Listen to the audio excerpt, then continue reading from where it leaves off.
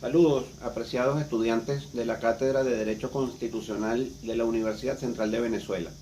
Continuando con las microclases que nos hemos propuesto en la cátedra, en esta ocasión les voy a hablar de quién es el soberano. Normalmente se habla de que la soberanía reside en el pueblo.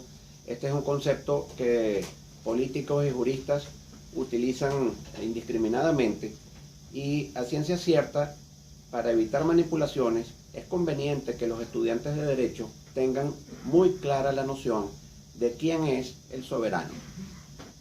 En primer término, el artículo 5 de la Constitución establece: la soberanía reside intransferiblemente en el pueblo, quien la ejerce directamente en la forma prevista en esta Constitución y en la ley, e indirectamente mediante el sufragio por los órganos que ejercen el poder público.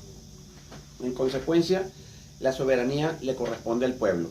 Pero cuidado, no es soberano el pueblo porque lo diga el artículo 5 de la Constitución. Al contrario, el artículo 5 de la Constitución lo dice porque el pueblo es el soberano. Recordemos que la Constitución es un producto, es el resultado final del proceso constituyente. Y el actor del proceso constituyente, el generador de la Constitución, el ejercitante de la soberanía, el empleador del poder constituyente originario, es el pueblo. Pero por el pueblo nosotros vamos a entender, por ejemplo, todos los venezolanos. Efectivamente, se puede considerar que el pueblo venezolano está integrado, está compuesto por todos los venezolanos, con independencia de que residan o no en el país. Sin embargo, hay que tener atención con esto y servirnos de un concepto de derecho civil, como es el de la capacidad. Si bien es cierto que todos los venezolanos integran al soberano, el pueblo venezolano está compuesto por todos los venezolanos, eso es lo que pudiéramos asimilarlo a una capacidad de derecho.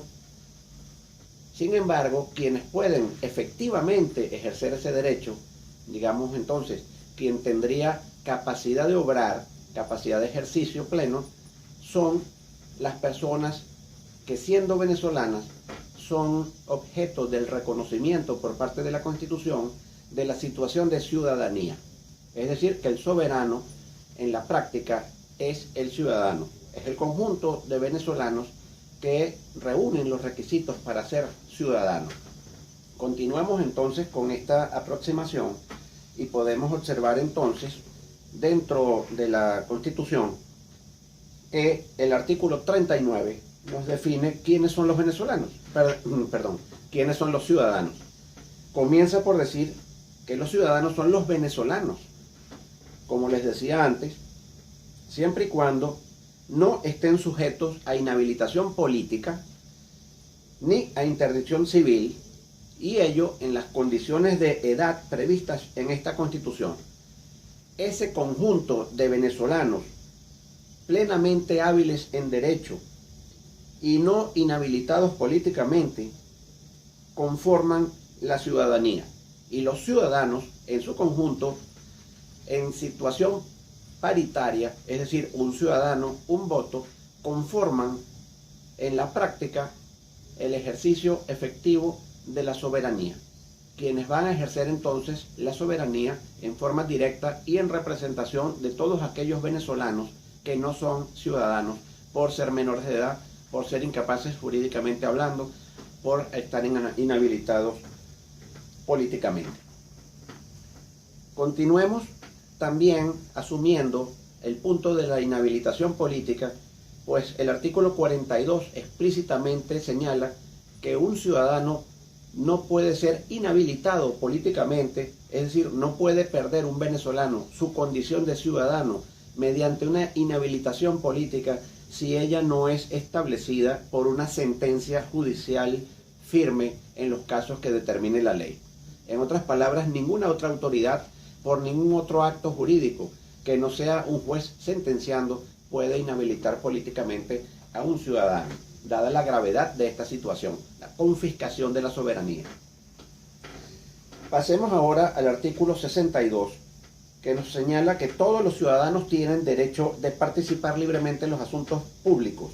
Ya sabemos entonces quiénes son los ciudadanos y se les está reconociendo entonces como los únicos titulares de los derechos políticos.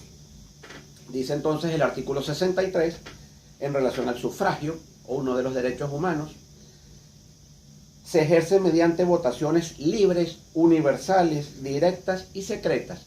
Este principio de la universalización del sufragio y de la soberanía. Y el concepto, insisto, trascendental de una persona, un voto, un ciudadano, un voto. Entonces, estas son las características del sufragio. Y luego el artículo 64, insistente en la Constitución sobre el tema, nos dice quiénes son los electores. Obviamente los electores son los ciudadanos, pero además ciudadanos, como ya los definimos, en determinadas condiciones, como lo decía aquel dispositivo que establece la Constitución. Términos de edad: son electores todos los venezolanos que hayan cumplido 18 años de edad y que no estén sujetos a interdicción civil o a inhabilitación política.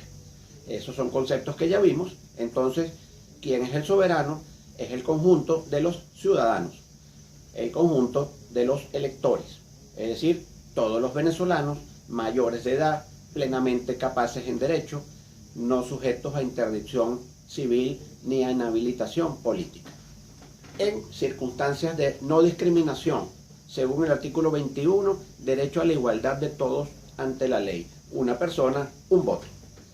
Luego es importante recordar que el artículo 347, justamente bajo la condición de que el pueblo es el soberano, indica que siendo el pueblo el soberano, es el depositario del poder constituyente originario, razón por la cual es el único que puede convocar a una Asamblea Nacional Constituyente.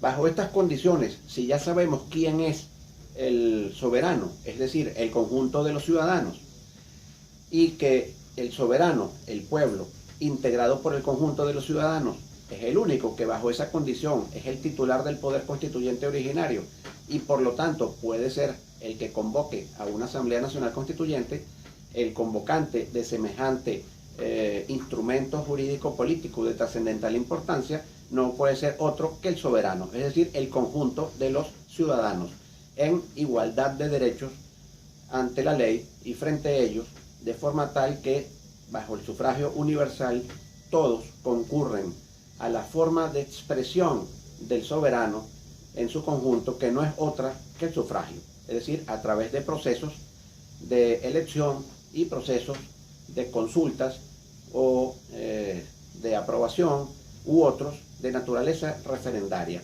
Esa es la forma bajo la cual se manifiesta entonces el titular de la soberanía bajo el ejercicio directo de quienes tienen derecho efectivo de actuar en tal condición, que son, insisto, los ciudadanos, en dos dispositivos que hay que vincular: el que define quiénes son los ciudadanos y el que define quiénes son los electores, de forma tal de entender que en definitiva el soberano en Venezuela es toda persona de nacionalidad venezolana, con independencia de que resida o no en el país, mayor de edad, plenamente hábil en derecho, vale decir, no sujeta a interdicción civil y tampoco a inhabilitación política. Esto último solamente puede ser a través de una sentencia definitivamente firme dictada por un juez.